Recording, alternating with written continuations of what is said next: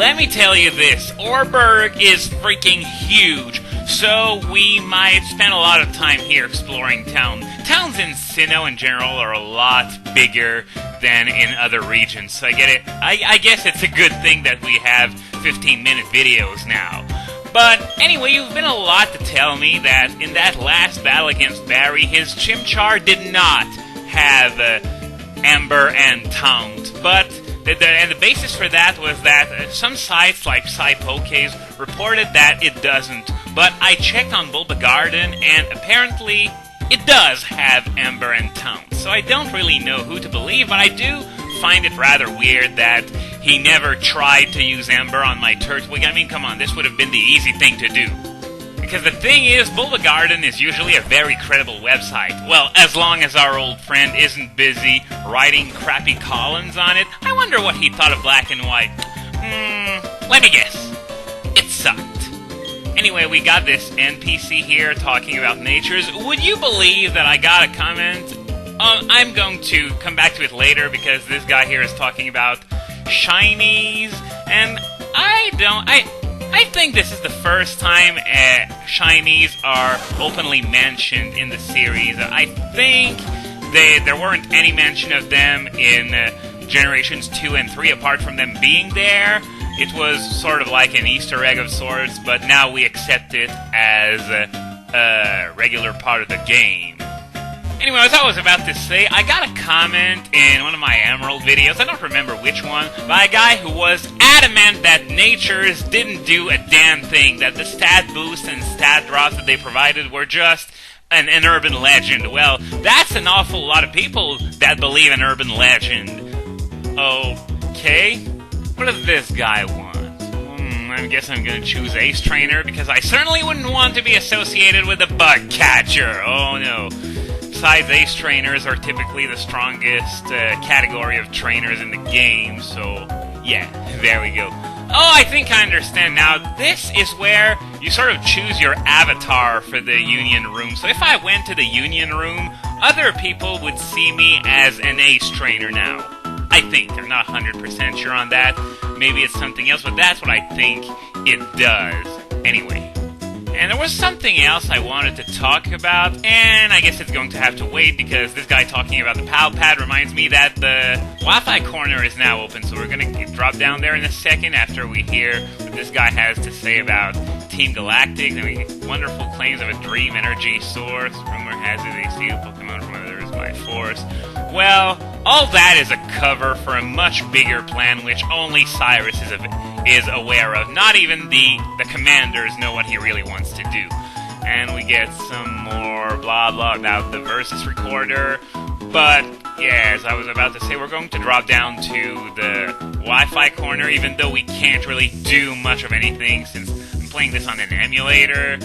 And if I could make a demonstration, everyone would volunteer to be the guinea pig, and then it would be a huge mess. Anyway, her name is Tila, and for the record, that's the same name as the woman who introduces you to the wireless corner in Fire Red and Leaf Green. And I just got a PAL pad, which allows me to register up to 32 friend codes, and yeah, we can trade and battle and stuff like that. And as she's gonna tell us, there are two ways actually of registering your friends. One by going to the Union Room, and you get the option of registering them automatically after trading or battling, and you can also enter them manually, which is the favored method of entering friend codes, since usually friend codes are traded through the internet forums and stuff like that.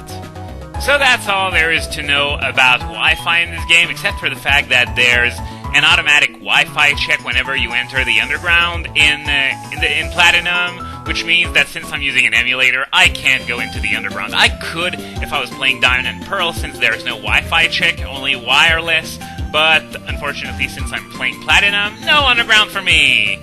So this is the Oreburgh Mining Museum, which is most famous for being the place where you can go to revive your fossils in this game and have them revived into either Cranidos or Shieldon. unfortunately, they can only be found in the underground, and I can't go to the underground, as I just said. So, no fossils for me either. That means no unlimited heart scales until I can steal some from Love Discs, which is only in the post-game. Speaking of heart scales, I'm stupid. There's a hidden heart scale somewhere in this city, but I haven't gone to check out exactly where it was yet, so I guess I'm going to have to go and grab it on the way out of the mine, and I don't want any comments telling me, oh, it's in this place or it's in that place. I'm going to look it up after I'm done recording this video, so I'm going to know anyway. And, by the way, that guy who revives fossils had a strange manner of speech. They all seem to speak weirdly, those guys who revive fossils. Or maybe not the one in Hoenn, but I think I remember the one in Cinnabar Island talking pretty weird as well. So, I guess fossils really do make people crazy. And there are a few things on display here, and it's a fairly small mining museum, believe me, because there is a mining museum not far from where I live, and it's a lot bigger than that. But I guess they just didn't have enough stuff to fill multiple floors and have it remain interesting. So I guess it is just stuff used in mining, that giant slab of coal, and that's about it. And when I said Oreburgh was huge, I wasn't kidding. Probably going to be spending about as much time exploring it as I did exploring Jubilife. And Jubilife wasn't exactly a small town. So I think there's only this one building left to visit before heading down to the southern part of town, which is where all the action takes place. There are slag heaps and high-tech equipment for, mining. I'm not an expert on mining, though, so I'm just going to shut up before I make a fool out of myself. But yeah, there's really a lot of stuff there, including that heart scale I was talking about earlier, I think. And at the very southern end of the city, there's the Oreburgh mine, which is an underground dungeon. And you know what underground dungeons mean? Zubats and Geodudes and Zubats and Geodudes. And we got a great ball here. After getting a dusk ball in the last video, I can't help but feel a little ripped off. Because great balls really aren't very cost effective. They cost 3 times as much as a regular ball, but its catch rate is only improved by 50% compared to the regular balls. So I rarely, if ever, use them. If I want a high catch rate, I'm going to go with ultras or dusk balls, depending on which game I'm playing. But before we go there, there's something that I want to show you. If you go to the northern exit of Oreburgh, you end up on Route 207, which is rather close to Mount Coronet. And you can't, of course, go very far in that route. I'm going to show you exactly what I mean. All you can access for now is that gigantic patch of grass, which, by the way, is an excellent place to practice your craft when it comes to chaining with a Poké-Radar. And yeah, you need a bicycle to be able to go past this point, which is a shame, because right up there is the place where Dong gives you the Versus Seeker. That's right. All I have to do is climb the slope to get the Versus Seeker, but I don't have a bike. No, the bike is in Eterna City, which is rather close to this spot. All I have to do is get up the cycling road, but I don't have a bike, so I cannot go to Eterna straight from here, which is a circular problem. I can't go to Eterna because I have no bike, and I have no bike because I can't go to Eterna. No, I'm going to have to take a huge detour through Floaroma City and Eterna Forest, and you'll see when we get there. Now let's see, is there a hidden item there? Yep, we got a Pokeball. And of course there's the other item, which we're going to have to wait. And there are berries up there too. Can't pick them up quite yet though, because, as I said, can't get up there. No. Besides, our proper introduction to berries is in Floaroma Town, where just about every NPC out there talks about berries and berries and berries, and also flowers. And so, yeah, we can't get berries until Floaroma, if my memory serves me correctly. And this is a regular Pokeball as well. So that's 2 more Pokeballs than we started with. 1 hidden and 1 visible. Anyway, I wanted to say something before I got cut off by that guy with the PAL pad in the Pokémon Center, and it's about the fact that I'm recording both screens. There has been a lot of division on whether I should record only the top screen or both screens. There are people who like it that I record both screens, whereas there are other people that want me to only record the top screen. Now, let's set the record straight. Recording both screens means a surprising extra amount of effort for me to do, because there are a few problems with Movie Maker stretching everything, so I have to fix that with another program. And that's only the tip of the iceberg. I don't want to get into the technical stuff, but bottom line, it takes me a lot of effort to record both screens at once. And so if I really wanted to record only one screen, I definitely would be doing it right now. The fact that I'm willing to go through all this pain just to record both screens is pretty telling of the fact that I really want to record the bottom screen. And as for the size, I don't think it's a problem. I think it's fairly easy to see everything whenever I try to watch the videos on YouTube. It works perfectly fine, but for those of you who think it's too small, there are two buttons at the bottom right corner of the video. There's one called Resize, which extends the video area a bit, and there's also the full screen button if you want the video to be full screen. So there is no excuse at all for thinking that it's too small. And I just picked up a yellow shard. In Diamond and Pearl, shards didn't do much. You could trade in 10 of the same color and trade them for... Come on, can I pass? No, come on, can I pass? Please?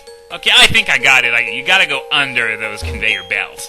So, as I was saying, you could trade them for weather TMs, such as Sunny Day and Hail, but in Platinum they have another use as well, or perhaps it even replaced those TMs. It's move tutors, because there are lots of move tutors in Platinum that require shards. For example, you need 4 blues, 2 yellows, and 2 reds for a certain move tutor.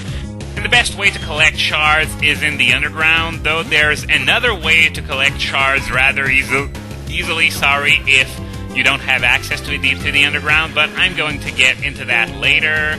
And it's important to collect lots of shards if you want to use the move tutors, because the move tutors in the game are generally very good. You got stuff like the elemental punches, earth power, seed bomb, and so on and so forth. So yeah, very interesting moves that you can get for the low cost of just some shards. So anyway, I wasn't quite done yet with the whole 2 screen things.